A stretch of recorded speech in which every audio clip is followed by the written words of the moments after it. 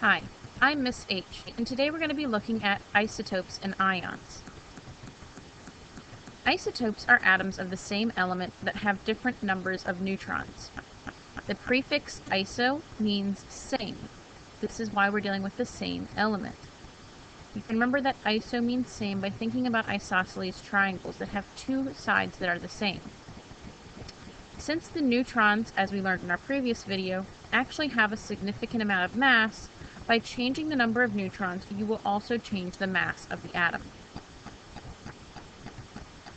Let's look at an example. Nitrogen has two common isotopes, nitrogen-14 and nitrogen-15. If we look at a periodic table, we see that nitrogen is number 7 on the periodic table. So this means that it has 7 protons. Since our nitrogen is neutral and does not have a charge, that means that our electrons must be equal to our protons. This number here at the end is what gives us our mass. 14 minus 7 gives me 7 neutrons. 15 minus 7 gives me 8 neutrons. As you can see, the only thing that is different between the two isotopes is the number of neutrons and the mass. We have 3 ways that we can write isotope names, and you saw 2 of them on the previous slide. The first way is to write the name of the element followed by its mass, in this case nitrogen-14. You may also see something like oxygen-16 or carbon-12. Next is to write the symbol in the mass, N14, O16, or C12. Finally, we can write what's called the atomic symbol. We like to use this symbol because it allows us to add more information here later on if we choose to. In the atomic symbol, the number at the top is the mass, 14 for nitrogen, and the number at the bottom is the number of protons. When dealing with isotopes, the key thing to remember is that you cannot change the number of protons, or you will change which element it is that you are looking at. Atoms are neutral. This means that they do not have a charge, but it is possible for an atom to have a charge. When an atom gains or loses electrons, you now have a different number of positives and negatives, which means that it is charged, and we no longer refer to it as an atom, but instead as an ion. Since electrons have a negative charge, if you add electrons, you're going to become more negative because you're going to have more electrons than protons. We call negative ions anions. You can remember that anions are negative because you have an N here and an N here. When the opposite happens and an atom loses its electrons, it becomes positively charged because you now have more protons than electrons. Positive ions are called cations. One way to think about this is that the T looks very similar to a plus symbol. Another way to think about it is that cats, as in felines, have paws. So cations are positive. But why is it that atoms become ions? Why do they gain or lose electrons? Just like us, atoms like to be stable. In order to be stable, an atom must have a full valence energy level. The 2 ways to achieve having a full valence energy level are to either fill it up so that you have 8 electrons, or to empty it out so that the next energy level down becomes your stable energy level. If an atom has 1, 2, or 3 valence electrons, it will lose those electrons, with the exception of helium, which we'll talk about in a moment. This means that atoms that have 1, 2, or 3 valence electrons will be cations with a positive charge. Atoms with 5, 6, or 7 valence electrons will gain electrons. This means that they will be anions with a negative charge. An easy way to remember this is because you're either trying to fill up the outside energy level or empty it out, which means that you're either trying to get to 8 or 0. Whichever number you are closer to is what you will do. Now you may have noticed that we skipped over those that have 4 valence electrons, and that's because elements that have 4 valence electrons can gain or lose equally well. And 4 is equally far from 0 as it is from 8. These atoms tend to not gain or lose electrons, but we'll get to that later on. The last group, those with 8 valence electrons and helium, do not form ions because they are already stable. Their outside energy levels are already full.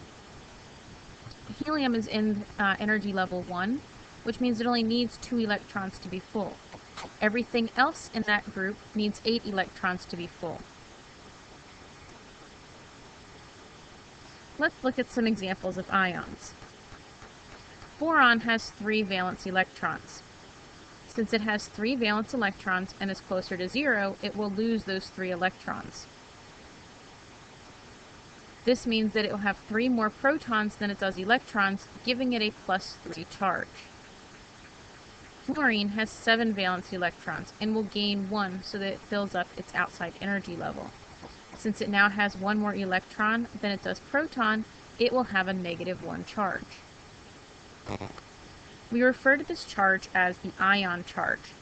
That is the number that we can say is associated with that element because of how many electrons it gains or loses.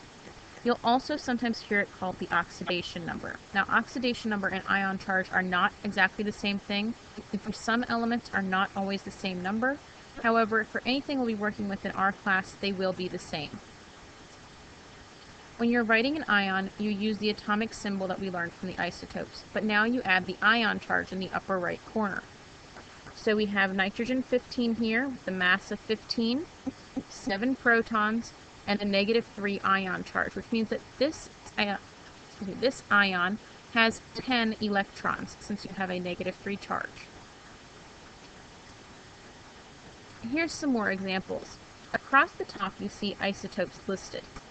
Down the side you see several pieces of information we can write about this isotope. If we find chlorine on the periodic table, we find that it has 17 protons. This means that it will also have 17 electrons. The number here at the end is our mass, 35, and our neutrons are found by taking our mass minus our protons. 35 minus 17 gives us 18. If we find chlorine on the periodic table, we find that it is in group 7A. If we were to draw out the Bohr model for fluorine, we would see that it has 7 valence electrons. If it has 7 valence electrons, that means that it's going to gain 1 and have a -1 ion charge. Lithium is number 3 on the periodic table. Therefore, it has 3 electrons. This lithium has a mass of 6, while this lithium has a mass of 7. Remember that the number that you see on the periodic table is going to be an average of these isotopes. Okay. So that's why these numbers don't necessarily match up with what you see on the table. To find the neutrons, I take the mass minus the protons. The group number for lithium is 1A. It has 1 valence electron, and it has a +1 ion charge, because it will lose that 1 electron. Fluorine is number 9 on the periodic table. The mass of this one is 19. 19 minus 9 gives me 10. Fluorine is right above chlorine on the periodic table, so it's also in group 7A, and has 7 valence electrons and a -1 ion charge. Finally, we have our carbon here. Carbon is number 6 on the periodic table. The mass of this one is 12, and the mass of this one is 14. 12 minus 6 gives me 6. 14 minus 6 gives me 8. Carbon is in group 4A. It has 4 valence electrons, which means that it can equally well gain or lose those electrons.